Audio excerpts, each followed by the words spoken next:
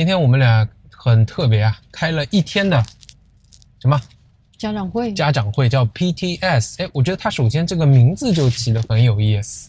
对，其实这不是家长会啊，这是家长、学生、老师见面会、见面沟通会，所以 PTS 就 stands for Parents, Teacher, Students and Students。他把他们放到了一起。好，然后来啊，这开之前我不知道你怎么样，我开之前是惴惴不安了好久啊。为什么？因为你想啊，开家长会首先就是老师对学生的评价。我不知道怎么样，其实我对 Wilson 在学校的表现我是没有这么有自信的。我想啊，他这个万一说了什么不好，对吧？再说你又提出要跟我一起去，就让我更紧张了。我想我一个人去呢，我还可以这里这样massage一下这种信息让你能够开心一点，再去好好的跟 Wilson 说。但这一天下来，我的感觉还是轻松。好，你来说说看开之前和开之后的感受吧。开之前就是很新鲜吧，我也有一点紧张了，但是兵来将挡，水来土掩嘛，对吗？有。但是我就不知道它是什么样的形式啊，因为以前在国内开家长会开商掉了。每次我都是像如丧考妣啊，那个2个半小时的话，基本上就是听先校长念1个小时。你先说那你先说，开之前只是好奇吗？对。开之后呢？开之后吧，开之后觉得大家老师都挺有艺术的。其实我感觉是像我以前在工作的时候，我们在做那个 KPI review 的时候，非常相似。那感受是什么？感受就是很有人文气息啊。人文气息，以人为本啊。这词很特别啊，你本身就挺有人文气息。那好，我们这一趴再来讲一讲开这里的 PTS， 在大马的国际学校的这种 PTS 家长会，你有些什么感受吧？好，现在你可以畅所欲言。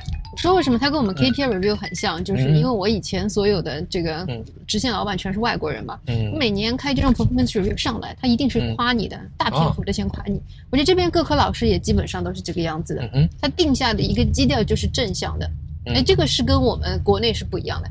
国内的老师那很吓人啊，上来就是给你先叹一声气，然后跟你说你的孩子是位于班级的哪一档，然后呢他上学期是在第几档，这学期呢是掉了还是没有掉，这就非常紧张。就是说你第一是紧张，第二呢他们跟你讲的内容是比较，就是讲他已经到了哪一个档次，而这个所谓的档次，我相信主要就是在 academic 上面，对，在学术上嘛。好，那我可以来讲一讲这里的一个组织形式吧，和学校是和在中国是不一样的。中国当然我们先说明一下，我们参加的是公立教育，在这里呢跑进去，它放在一个大的auditorium 里面，每一个老师呢他有一个这个板桌板桌呢他自己坐一头，家长呢对面很贴心的放了3个椅子，因为有可能家长2个人都会来，还有小孩子要来，所有的老师都面向门口，这样一排一排排好。远处呢有一个巨大的时钟，这个时钟呢跟老师约 appointment 的时候，我还不理解，怎么10分钟一档？我在不同的办公室找老师，那么我中间没有 interval 怎么办呢？我本来觉得肯定会超时，结果没想到他们是以这样的方式，先是电子大屏幕给你倒计时，然后到最后1分钟会有屏闪。其实你在那个谈话的时候，因为我们家长是面向屏幕，你就会知道自己基本上要 cut。然后接下来就到了时间了，他们还有一个副校长西装笔挺的在那边训示大喊，告诉大家时间到了，你们要换了。对，谢谢你跟我的补充啊。所以他的那个 time management 是非常好的。对，这个呢是在组织形式上的不同，你会看到形式的不同，你就会知道大家讲的内容也不同。对，好，你说像那个绩效考核，你可以具体讲讲看，在讲的内容上和中国比有什么不同吗？他们有讲了什么？我觉得他非常西方绩效考核，比如说我们以前的绩效考核上来也是老板先跟你哈拉一下，就是说点 small talk。这边的话他也是啊，你每个老师先上来就问 How are you doing？ 上周的 camp 怎么样？对，因为小朋友正好 camp 回来嘛，所以他也是通过一些 small talk， 他是前大概30秒到1分钟左右的，让你放下这个新的紧张，然后再进入到去谈的这个环节。那其实这是很有好处的嘛，因为我作为 people manager， 我也学过一些课程，他是说这样子 relax， 然后包括一些 small talk 是拉近你的这个心理距离。很重要啊，然后包括你肢体上也是从坐下，然后到凝神，你的肢体上的放松，很重要，然后开始接受双方的这个有来有往，这个叫谈话的调教，先把2个人谈话放到一样的氛围上，对，紧张度啊、准备度啊都调好。然后我发现这老师呢还很细心，他会介绍我是谁，我教孩子的是什么课，对。那么然后我的课他不单单只讲这个年级，像我们 Year 6。他说等到 Year 7、Year 8，甚至于到最后的高考之前的阶段，怎么衔接他的课程，他都会给你做一个介绍。对，那我心里就有底了吗？对当然他看着这个讲了一点之后呢，内容上呢，他会比较有针对性的看着他早就准备好的电脑屏幕，他会告诉你的孩子表现怎么样。对，那这也是有备而来的，对吧？要如何改善，你还没来得及问呢，他就已经开始说了。所以我觉得这也挺好的，就它是一个结构化的给你的谈话。对，我还有一种感觉啊，我觉得因为这次我们基本上是男的老师跟女的老师基本上是对半嘛。这个比例在中国的公立学校是非常少见的。我觉得这个男老师嘛，以前公立学校男老师也给我一种感受，他们普遍的是比较宽容的。所以今天几个男老师给我的印象就是，他们觉得这个年龄孩子的一些这个反应，比如讲说，对吧？上课有时候会走神啊，有的时候会有一些小的这个群体性的 side talk， 他们认为都是可以理解的。然后女老师也比较 understandable， 他们就会觉得说，孩子嘛，孩子到了5年级到6年级，从小学到了这个中学，他们自己的孩子，然后其他的学生都会表现出这样一个重大的一个在变化中的一个不适。对，所以他们很多是说，你不要去说教很多，而是说问好问题嘛。然后去让孩子来解答，然后让他成为一个 sharp observer。好，你讲的是内容，我就发现他们也确实是懂教育的。比如他会告诉你说，6年级是最头痛的。对，这个年级他们在 transition 到初中的过程中容易有很多的个性，不太听话，不 follow instruction。除了你讲的 understanding， 就他们知道孩子的年龄个性上是什么样子的。对，对，那我们还讲跟国内不同呢，我要回到这样的一个 PTS 的组织方法上。大概提前1个月的时候，学校就已经发了邮件通知大家要有 PTS， 然后提前1周呢，把这个预约的渠道会关闭，是在网上我们自己可以选这1天当中你希望哪个时间段和哪个老师去见面，他把所有的老师所有的时间段都列出来了。对，而且我觉得他还有一点做的比较好，就是他所有的老师应该在课上面也会跟孩子们反复的讲，这一天很重要，这一天你们不上课，这一天你们要跟家长一起来。对。所以我们孩子回来也是很当一桩事情，跟我们3天2头就念啊，今天我们是 PTS 啊，你们一定要注意啊，都约了吗？给我呢是第一次参加这样的形式，去年不知道3号没有，所以你看我就把8个老师全部约上那我也想知道不同的侧面对孩子的评价是什么样的，老师的教育理念是什么样的。我觉得你蛮好的我们今天见到的一些同学的家长，他们基本上就是所谓中国的主课，就是数学啊、英语啊，这个约一约。你是把体育啊、technology 你都约了，戏剧啊、音乐啊，对，戏剧，我都约了。那真的是非常大开眼界的，都有不同的侧面而且你看这么一个多维度的，它是在同1天完成的。对老师来说也很省时间，你就从早上到晚上都坐在那儿嘛。对，然后10分钟一次嘛，准备好你的材料嘛。哇，这种组织形式不要看小小的，你说跟企业一样，我可以说大部分企业如果做群体的 N 对 N 的这种面谈的话，应该组织效率没有经过打磨是不会有这么高的。对，而且我觉得他们这些老师他跟你讲话的时候，还有我观察他们跟我们儿子讲话的时候，他们那个态度就是我跟你是平等的，完全不像我们以前传统思维里面，老师跟学生是一个上跟下，然后老师跟家长也是微妙的上跟下。这个就它最妙的地方，我就发现 PTS 其实也是从企业管理中可以学到的，就是他把三方都叫到一起嘛。你看在公司里面，大家有时候做的不太好，老板跟你讲，哎呀，你这下面的主管怎么不好，又绕开了他，或者2个主管之间来讲，你没有把第3方叫过来，会发生巨多的矛盾的。对，你回去还要来个2传，然后他又不承认，对吧？他叫到一起，你看，其实我们蛮微妙的。想到某些时候，我们要悄悄的看一下 Wilson， 又不能好像我们只是把老师这个球抛回到那里，好像我们那么不负责任。也既希望看到他的表现，也希望他能够跟老师去沟通。所以这个沟通效率高，又体现在这里。那我们可以回头讲一讲，在中国老师讲什么，是怎么讲？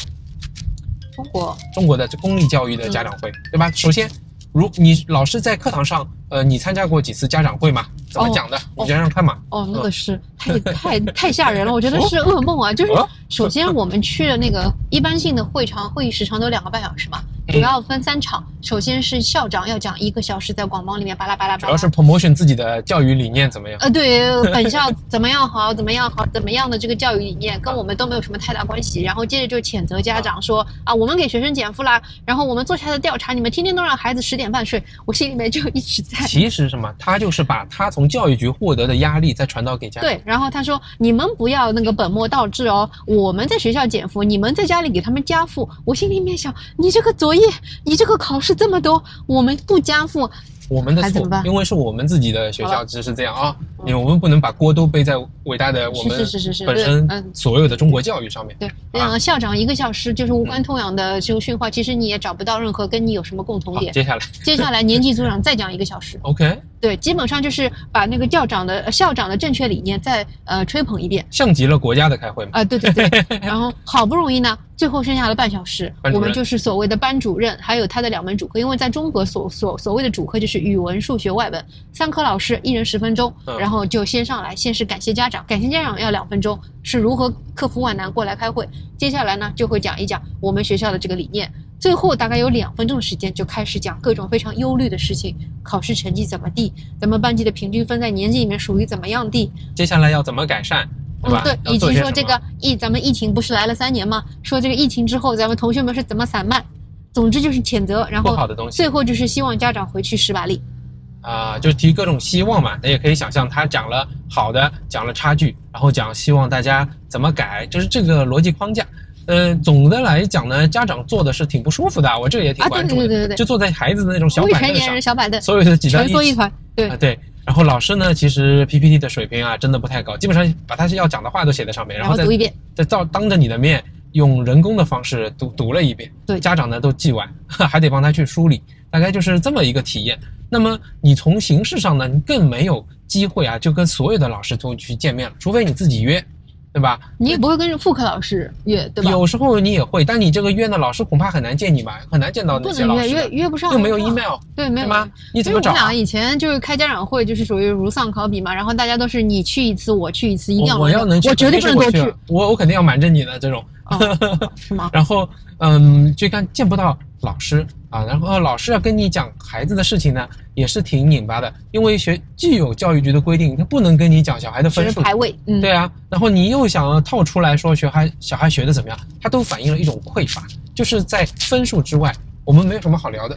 对，而且因为你想想这个体系的话是动态的竞争嘛，因为我们这边的理念是你今年比去年做得好，你就是进步。这边不是你今年比去年做得好还不够，还必须是你又打败了多少人。如果你的同伴他们也在动态的往上升，而你没有升得比他们更快你就是失败者。主要我是觉得，它反映了一种只关注分数，就只有很少有其他东西，你更看不出教育的理念是什么嘛。这个是让我挺印象深刻的一个对比。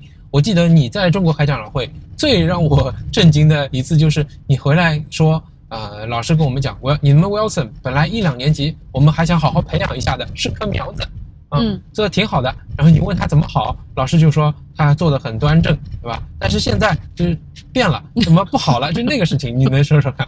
我已经不记得，我还说过这种话。对呀，你就说他现在不是个苗子了嘛？然后问他怎么样？对，说他那个上课七扭八歪，然后还要讲上课时候要讲话嘛。对啊，然后做也不好好做，也不好好举手回答，对吧？对，然后后来就问了Wilson嘛，他说，就比如说某一些音乐课上面，听那种他认为很低级的这个音乐，然后每个同学都必须按照节奏点头，他认为这个点头很傻，他就不点头，然后老师就说他只是目中无人，把我叫过去批评一顿。这个挺好的。那我们在这里呢，已经摆脱了原先的一种教育模式。这里面就是我们要面对的一个挑战，就是孩子进入这样一个敏感的年龄，然后老师告诉你，他希望这个孩子能够更有社会意识，对吗？他不光要看自己，还要照顾他人，还要看这个整个社区，所以这个上面的变化是很大的。我们以前在公立教育里面缺失的是这一环，我们只顾着自己。这个是我觉得接下来这1年我们要跟他共同成长的。好，我来往后看的话呢，我其实并不清楚在大马华小或者国民型小学或者独中是什么样的，但是从大马的国际学校教育，我是能够看出来，老师跟你讲的时候有一种就是你是他的 client， 所谓 client 就是他跟你有一种托付关系，他会告诉你讲你这个孩子怎么样，除了比较委婉客气尊重你，也很尊重小孩的个性，所以他也希望欢迎你随时的多去找他，多跟他去做深入的沟通，是比较注重孩子的个性和个体的。那我要能做的话呢，就未来如果你发现什么问题，自然可以大大方方的再去找老师详细的问问看目标是什么，差距在哪儿，怎么改进，怎么尊重孩子，用一些什么方法，那你会获得非常unique 的一些东西。对，那你也没有办法了。我们在国内一个老师一个班主任要带40多个学生吧？对啊，1对40，然后这边不一样，一个班级才16个人。对，所以我说我也不了解大马的这个国立的教育是什么样的，但是 anyway 呢，我们分享一下我们看到的一些感受，希望呢这个对有兴趣的人有帮助吧。是的。OK。